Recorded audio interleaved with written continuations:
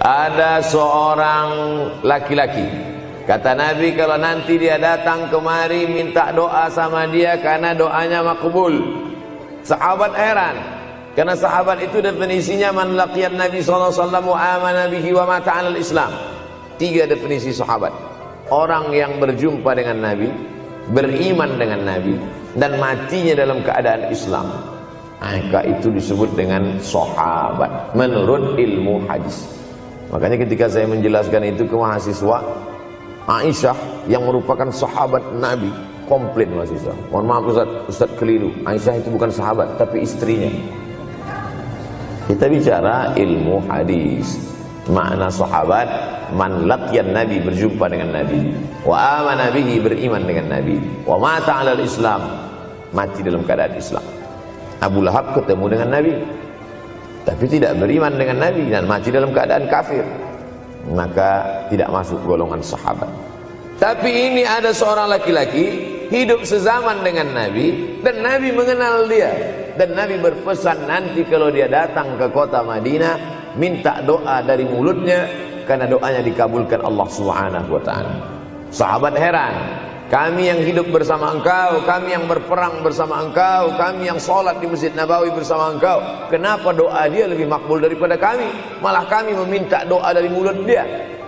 Tapi tidak boleh membantah dan melawan Nabi. Pokoknya nanti kalau dia datang kemari minta doa kepada dia. Setelah Nabi Muhammad SAW meninggal dunia, laki-laki itu pun sampai ke kota Madinah, berjumpa dengan sahabat. Sesuai dengan yang dijanjikan Nabi, mereka pun meminta doa kepada dia. Namanya Uwais Al-Qarni. Makanya Uwais Al-Qarni tidak ada masuk dalam buku biografi sahabat.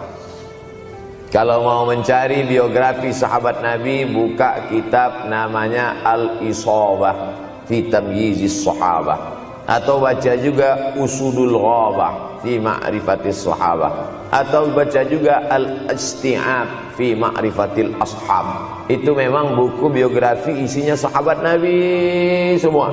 Sahabat Nabi klasifikasi. Yang pertama, Al-Ashra Al-Mubasysyaruna bil Jannah, 10 sahabat yang dijamin masuk surga. Level kedua, sahabat Nabi yang ikut perang Badar. Berikutnya, sahabat Nabi yang masuk Islam sebelum hijrah. Berikutnya, barulah ujung sahabat Nabi masuk Islamnya setelah hijrah, setelah Islam kuat, barulah dia masuk Islam.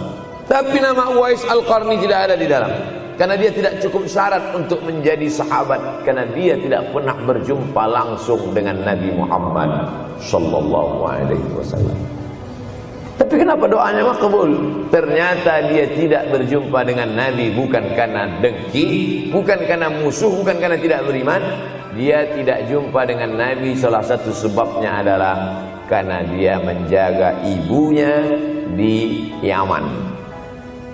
Makkah di tengah, Yaman di bawah, Syam di atas, negeri Syam.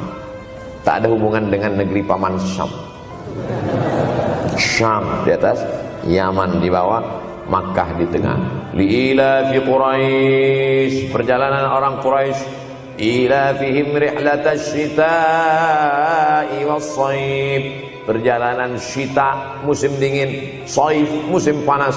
Musim dingin mereka ke Yaman, musim panas mereka pergi ke negeri Syam. Kenapa dingin ke Yaman? Karena Yaman ini kalau musim dingin tidak terlampau dingin, salju tidak turun. Kalau pergi ke negeri Syam, salju turun. Palestina, Yordania, Suriah, Lebanon. Suriah, Lebanon ada salju. Maka musim panas Nabi pergi ke negeri Syam, karena kalau musim panas di Yaman panas sekali. Sedangkan ke negeri Syam panasnya tidak seberapa. Perjalanan orang Arab Quraisy ini diceritakan Allah, di negeri Yaman itulah tempat kampung Uwais Al-Qarni.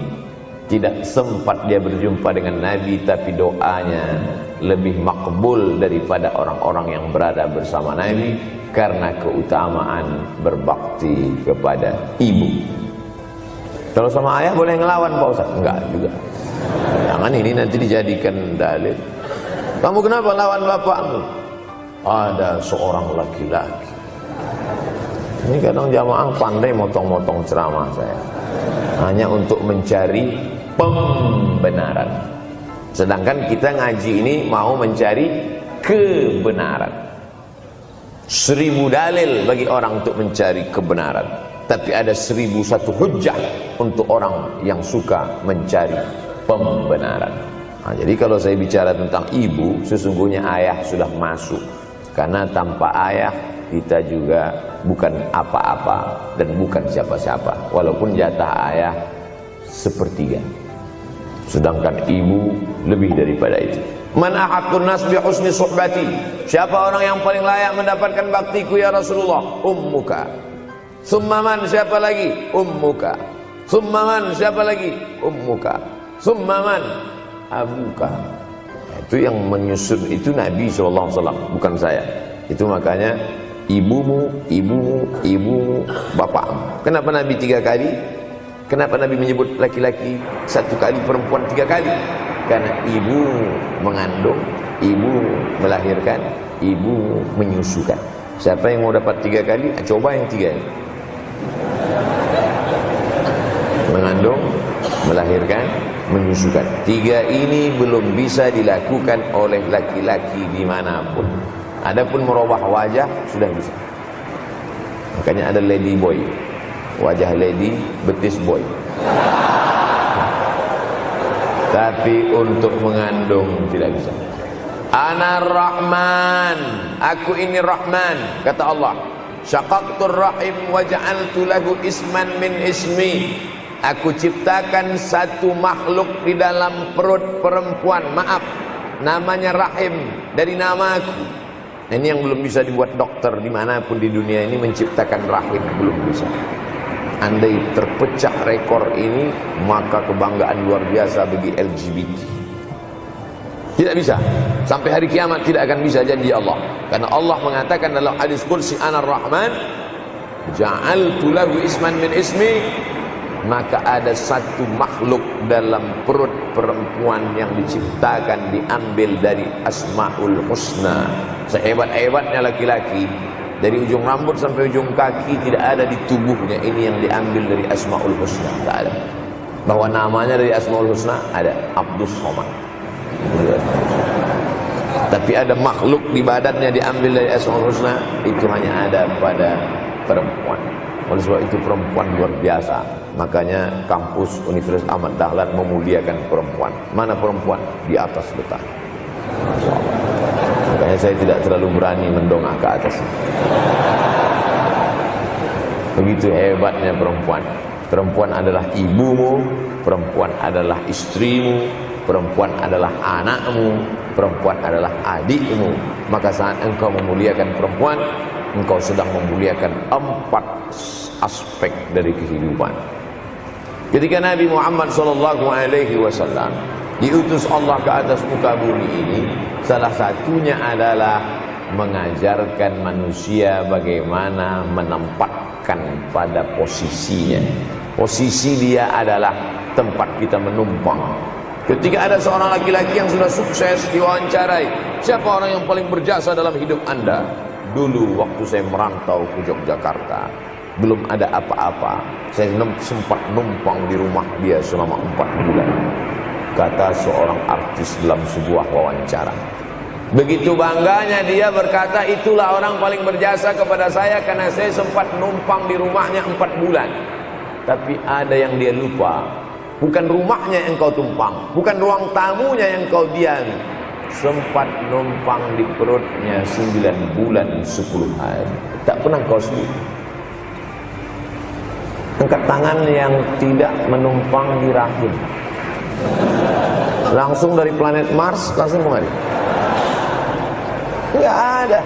Mr. Bean yang